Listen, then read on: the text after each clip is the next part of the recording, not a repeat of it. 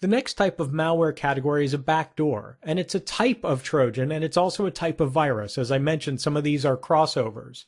Backdoor really is mostly about what is the payload, what is the actual software going to run, and it's designed so that it doesn't attack a system, it doesn't destroy data, it doesn't consume network bandwidth.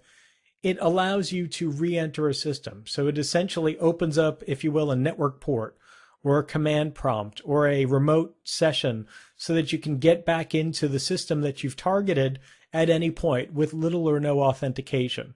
Once you've hacked and cracked your way all the way through a network, you've figured out how to compromise passwords, you've logged into a user system remotely, or you've compromised a laptop maybe in some way and gotten that on the target network. There's got to be an easy way for you to get in. You don't want to have to re-hack and re-get through everything, all the controls every single time. That's what a backdoor is all about, is facilitating that re-entry with little or no work. And packaging up and attacking with a backdoor is virtually the same as a Trojan. It's just instead of selecting things like data destruction or data compromise payloads, you're selecting a remote control or backdoor type of payload.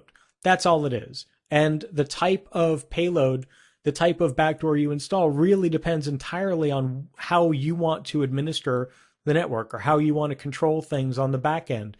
You may use a backdoor that runs remote screen grab or screen control like VNC or terminal services. You may install a backdoor that captures input on a certain port and pipes it to command.exe like netcat.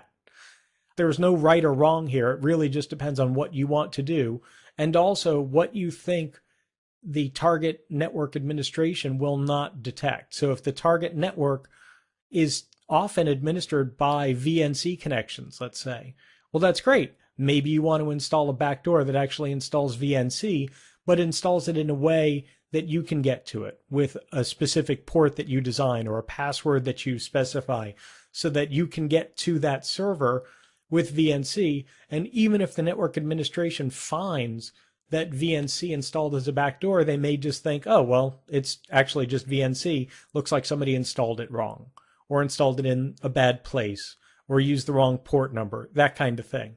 So probably won't set off the alarm bells.